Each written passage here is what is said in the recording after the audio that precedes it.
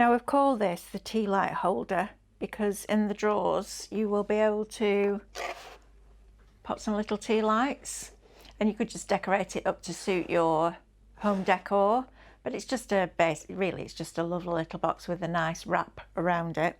So we're going to tackle this one next. So I've got the box itself, so the box that the drawers go into, and a divider. So if I just move these out of the way and you can see the net, you've got your base and then your four sides and then your divider. Now I haven't put any tape on the divider at the moment, so we'll do that as we go along. But I'm just going to work out at what point we put the divider in. So let's get all these side pieces stuck on first. So I'm going to have this one. How am I looking here? I've lost my ideas now. Where am I? There, right. Sometimes, you know, when sometimes you look at something and it makes absolute sense, but then you look at it a second time and you're like, what's that bit there? So that's going to go there.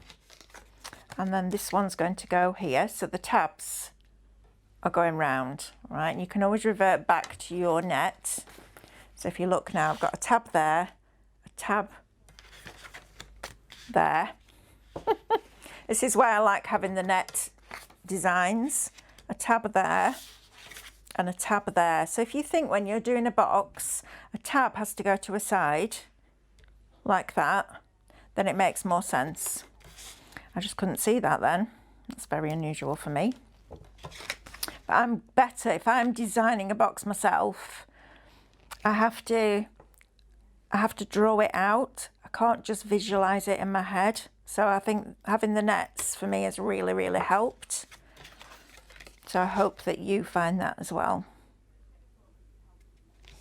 Okay, and then the last one is going to go onto, oh, get rid of that tape. Onto here. So that one goes to there, that one goes to there.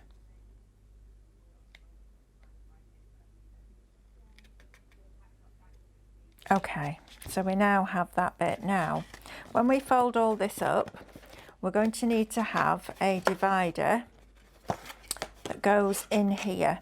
So I think what we'll do at this point is take this divider and we'll pop it into the middle of here now. All right, so let's get some tape on and I can show you how I do the tape on here while we're doing this. So once I've cut the tape for a tab, I've got this angled part here. So I'll make sure that that angled part then goes to one end of the tab. Just makes it easier than cutting it straight, and it means that you're not wasting your tape. Now scissors, you are going to have to unstick your scissors at some point because it's just the way it is with red liner tape. And I spoke about it in a different project, but if you haven't watched that one yet, you can either use hand sanitizer and that will get the sticky off. You've got to put a little bit of elbow grease into it, but it does work. Or what works really, really well, but it's an extra purchase, is like Zippo lighter fluid.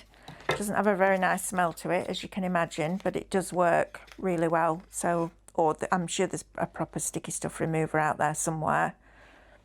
But just make sure that you keep your scissors clean. And then that's going to go on there. And you get away with quite a few snips with these scissors before they start to get glued up. But just be aware that you are going to have to do that. And then I take my scraper and I start in the middle and push up, and then start in the middle and push down, because I need to make sure that these pointy bits, these corners of this tape, is right into that corner. Otherwise you'll end up with gaps in your boxes if the tape doesn't go right to the edges. So just be aware of that as well. Right, let's see if I'm doing this the right way around. So let's put this. So what I'm going to do is look at the base here and find the middle-ish. So if I do that, I can do that by eye better probably. So if I look at this, you could use a ruler and measure it. I'm going to go about there, I think. And then this back bit here is going to stick onto there. So let's stick this in place and see if we're doing this the right way around. There's nothing like trying it in a live video, is there? I might do it live on TV, so why would I not do it live now? Right, so let's have a look and see. Because sometimes it's nice for you to see the thought process that I go through when I'm thinking about this. So that works there. And then if I do that bit and glue that in now, that's going to work really well, I think. So that's a good idea. And that will stabilise the rest of the box while I'm gluing the sides together. I might eat my words in a minute, but right now I'm thinking that this might work. So we're going to stand that up and we're going to bring the side in. Now I need to make sure that it's absolutely level, which it is there. And then we'll do the other side.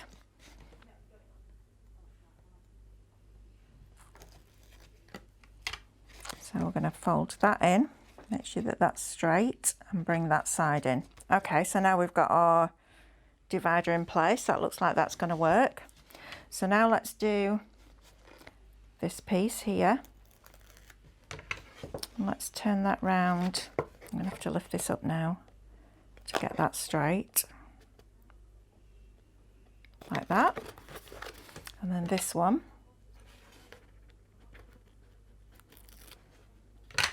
It's going to then tuck inside, push up, and then line that up there. And then our next one is going to go in like that. And then our last one is going to tuck in. So you've got to pull the card apart a little bit, but it's a good quality cardstock, so it will take it. Oh, that's it, you see? So now I've got my divider in place as well.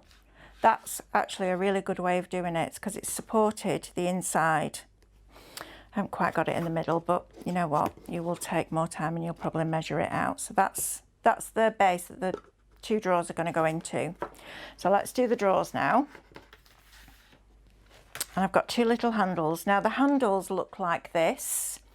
What I wanted when I did it, rather than it being a rectangle here and then an angled piece here, I just folded them up when I'd actually cut them out and just snipped, because I think it looks quite nice, both pieces being angled, so that angled as well. But I'm not going to change a file for that because you can do that with a pair of scissors.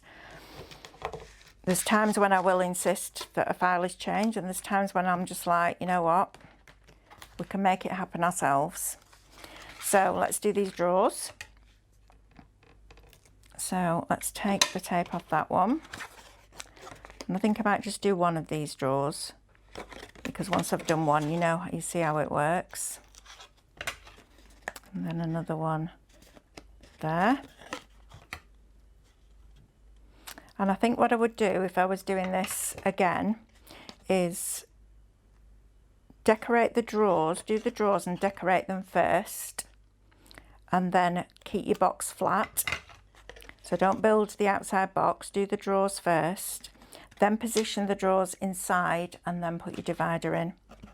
That will give you a more accurate drawer. Actually, I might as well just do both of them now we're here, because that was quite quick to do. I change my mind all the time as well, but I think as crafters we do that.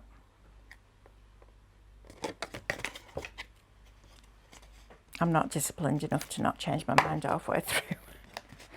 And I think when you're creative, you'll start something and then you'll have another, that will spark another idea.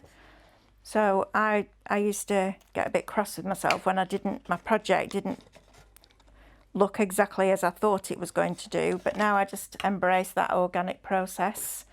I think it's more creative and it's more enjoyable, actually. We're not there to beat ourselves up. There's enough people who'll do that for us. So we've got our two drawers, and then our little handle, once it's decorated, of course, is then going to go in here. So I'm going to position that centrally-ish like that, and that becomes your little handle. And then those drawers, fingers crossed. Oh, I'm not bad to say that I did that quite random. That's a little bit tight, so I didn't quite get the divider in the middle, but you can see what it's going to kind of look like. Just going to force that one in there now, whether it wants to go in or not. Go on. Because I'm putting it in on an angle as well.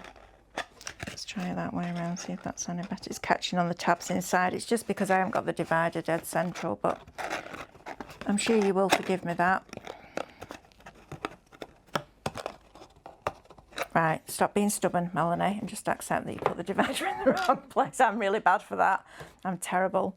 Right, so we've got our box, so now we need our little wrap. Now this part looks a little bit different than it does on the net.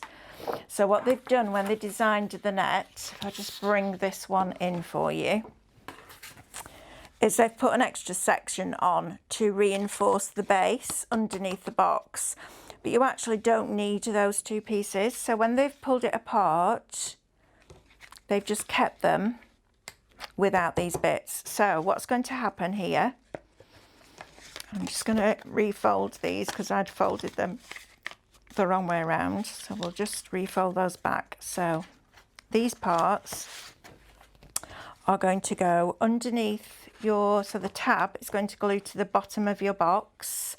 And these are going to become the two side panels that go at the side like that. So I'm going to take the tape off and stick these on so that you can see exactly what I mean.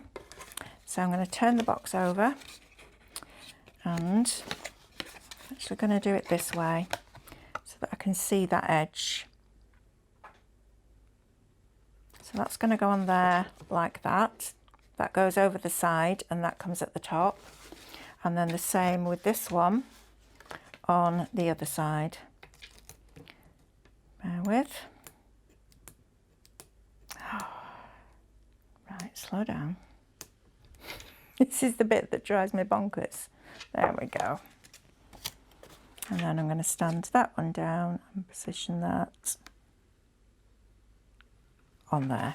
So then those two pieces come up and those two pieces glue together like this, so your top tabs glue together, and that is your little box with your drawers inside. And this is what it looks like when it's decorated.